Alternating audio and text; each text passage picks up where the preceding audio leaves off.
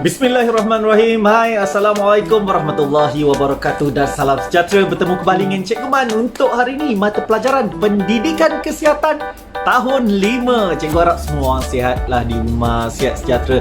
Kes COVID dalam Malaysia tak turun-turun. Turunlah kejap kan, tapi sikit, lepas tu naik balik dan sangat merisaukan. Jadi cikgu harap kita semua sentiasa terpelihara, jaga diri kita, semoga kita selamat selalu bersama keluarga kita.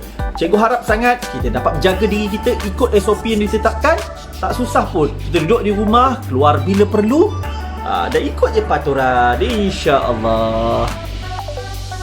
Okey, jom kita nak teruskan dengan mata pelajaran Pendidikan Kesihatan tahun 5. Sedar tak sedar, kita dah masuk bulan 9. Bulan 9, dah masuk bulan 9 kan? Dah 9, 10, 11, 12. Lebih kurang 4 bulan je lagi tahun 2021 ni akan berakhir. Dan kita pun nak masuk tahun 2022. 4 bulan je. Dan untuk subjek silibus sukatan pelajaran untuk pendidikan kesihatan pun, cikgu tengok, alamak dah nak habis dah.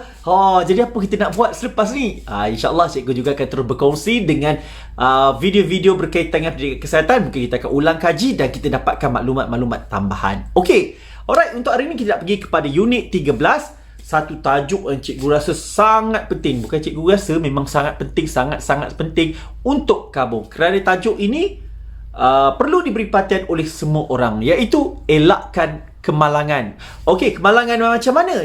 Jadi tajuk ini kita nak tengok pelbagai kemalangan ataupun malapetaka boleh terjadi kepada kanak-kanak, kepada kamu. Kadang-kadang kemalangan tu kecil saja.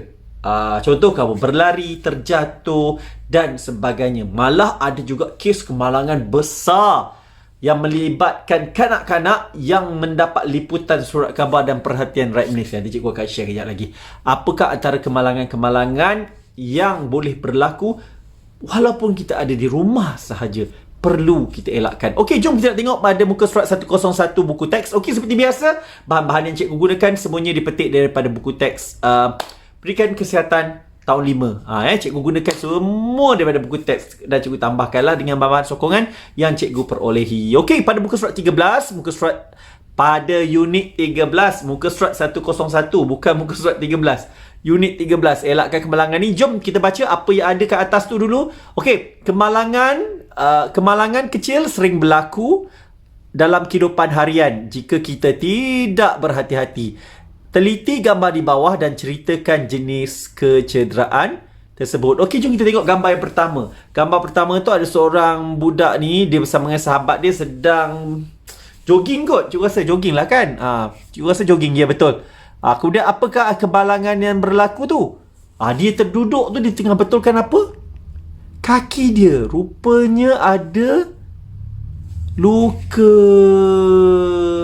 Apa yang terjadi sebenarnya? Kemalangan kecil boleh terjadi bila kita jogging atau riadah. Okey, antaranya mungkin kita akan terjatuh. Lutut kita cedera ke, tangan kita cedera ke, dan malah paling berat sikit akan berlaku terseliur, patah tangan sebagainya. Seperti dalam gambar ni, dia melecet. Melecet ya. Kadang kerana kasut yang kita guna terlampau ketat, kan? Kadang-kadang orang tak pakai stokin, juga bahaya. Sebab tu bila kita beriadah, kita kena jaga benda ni. Satu lagi, kita kena warm up. Kadang-kadang bila kita tak warm up, kita hari tu bersemangat lebih, tak pernah jogging, tiba-tiba kita jogging, besok tengoklah mestilah lenguh-lenguh, sakit kaki dan sebagainya. Okey, jom kita tengok gambar yang kedua. Ada seorang kanak-kanak ni, mungkin adik lah letak air panas ke atau makanan yang panas di atas dapur tanpa ditutup ke atau letak jauh sikit, dan apabila adik tu tarik je, jatuh dan kesannya melecur. Pernah terjadi tak dalam keluarga kamu keadaan-keadaan macam ni? Mungkin pada kamu, dan cikgu rasa pernah terjadi pada orang-orang lain di luar sana keadaan yang macam ini. Dah bila jadi macam tu, barulah kita akan mula fikir, alamak, lupa nak ini, lupa nak itu, tak ambil langkah keselamatan dan sebagainya. Jadi kita kena berhati-hati sebelum kita melakukan sesuatu. Sebelum nak riadah, kena warm up. kena pastikan kasut yang kita pakai sesuai, kita pakai stokin dan sebagainya. Jaga langkah-langkah keselamatan yang diperlukan. Begitu juga bila dalam rumah. Okey, hari ni kita tak nak pergi jauh sangat. Kita je nak bincang tentang kemalangan-kemalangan yang mungkin boleh berlaku di dalam rumah atau persekitaran. Cikgu nak petik beberapa artikel yang cikgu temui di dalam surat khabar dan sebagainya. Artikel-artikel ini adalah tentang kemalangan-kemalangan yang pernah berlaku di Malaysia melibatkan kanak-kanak. Kenapa cikgu nak petik ini? Walaupun dia bukan kemalangan kecil sangat, tapi bukanlah kemalangan kecil, tapi kemalangan-kemalangan yang real, betul-betul terjadi. Takut kamu kata, alah cikgu ini dalam gambar je. Okey, yang pertama kita tengok ni dari petikan daripada Akhbar Sinar Harian ni. Kanak-kanak melecur terkena air panas mi segera. Nampak tak? Kadang-kadang awak buat mi segera kan. Yelah, kadang mak kita percaya kita, ayah kita percaya kamu boleh buat sendiri mi segera. Bila kamu buat tu, air panas tersebut jatuh terkena pada kamu. Ini contoh kemalangan yang berlaku, benar-benar berlaku pada 4 Disember 2020. Kalau petikan akhbar ni betul terjadi ni.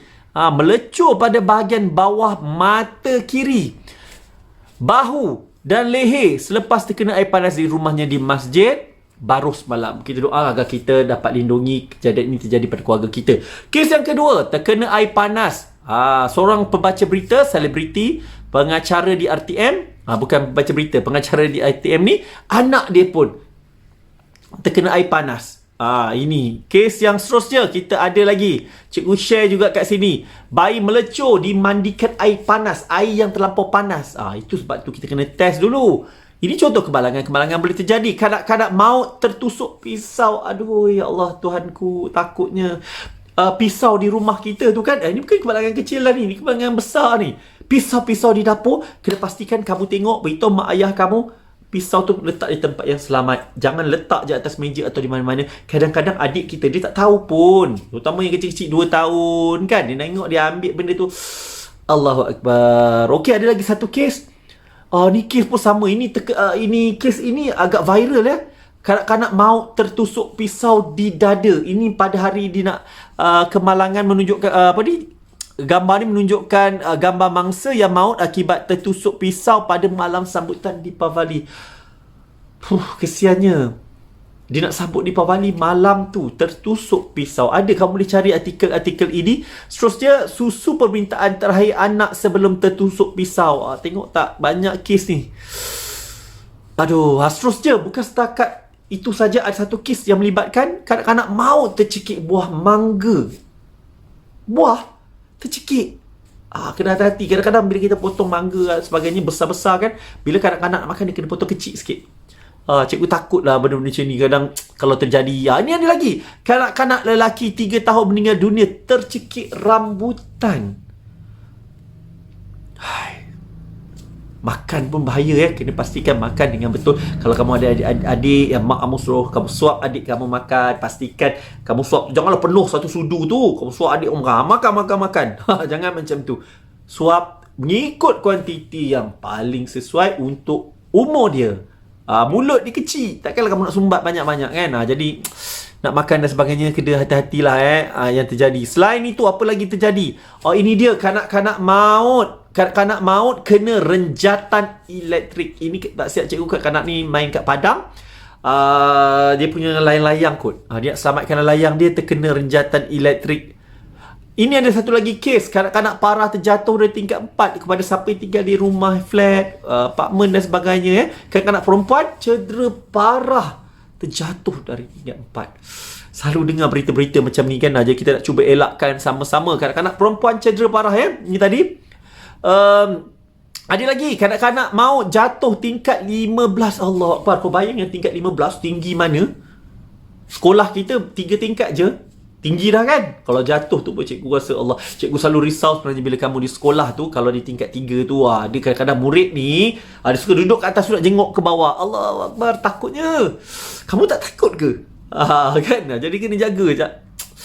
Kalau terjadi apa-apa, habis. Ini lagi. Kanak-kanak maut jatuh tingkat 10 flat. Ada lagi kes kanak-kanak parah jatuh tingkat 5. Tingkat 5 pun dah parah ya. Sangat parah. Lagi, okey. Banyak lagi kes yang berlaku di Malaysia maupun di luar negara melibatkan kanak-kanak. Kemalangan boleh terjadi. Macam yang buku teks share tadi dikata waktu kita beriadah, ada juga kes melecuk air panas, dan benda itu memang terjadi di dunia nyata. Awak boleh tengok petikan, malah ada mendatangkan kesan lebih buruk, iaitu meninggal dunia, jatuh pada bangunan tempat tinggi. Kadang-kadang intai pada tingkap koridor terjatuh, main pisau tertusuk, main dengan adik-beradik pisau kan, konon nak bawa lari nak tengok ni. Hati-hati. Segalanya di dalam rumah kita boleh menjadi malapetaka jika kita tidak berhati-hati.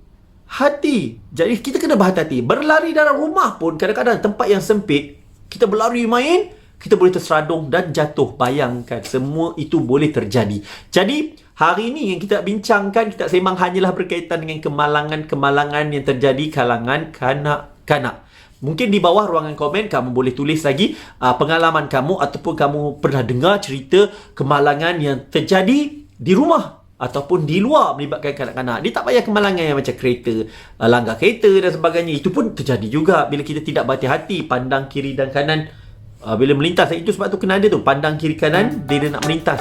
Ada peraturan dia. Jadi apa saja dalam hidup kita ini perlu berhati-hati, kerana kemalangan itu boleh terjadi di mana saja. Okey, cikgu rasa itu saja hari ini. Simple je, senang kita bincang pasal kemalangan dan peristiwa-peristiwa yang pernah terjadi. Kerana minggu depan kita akan bincang bagaimana untuk mengatasi dan sebagainya. Okey, itu saja daripada Cikgu Man. Terus jaga diri. Kita nak elakkan kemalangan seperti ini. Bukan setakat COVID-19 sahaja atau penyakit-penyakit yang lain, tapi kemalangan ini yang jadi tiba-tiba yang boleh merubah situasi satu keluarga. Kita boleh jadi sedih bila ahli keluarga kita meninggal dunia. Kita akan sedih bila terjadi sesuatu yang tidak diingini pada ahli keluarga kita. Mungkin kalau kita terjadi juga, orang lain akan sedih dan risau. Okey, itu saja. Terus jaga diri. Ingat pesanan cikgu, jaga diri. Jangan bermain dengan benda-benda yang berbahaya. Jaga juga ahli keluarga kita sama-sama. Sekian daripada Cikgu Man. Jangan lupa subscribe channel cikgu. Semoga kamu mendapat ilmu yang bermanfaat pada hari ini. Simple je kita belajar, tapi bagi cikgu sangat mendalam. Sekian. Assalamualaikum warahmatullahi wabarakatuh dan salam sejahtera. Kita jumpa lagi. Bye.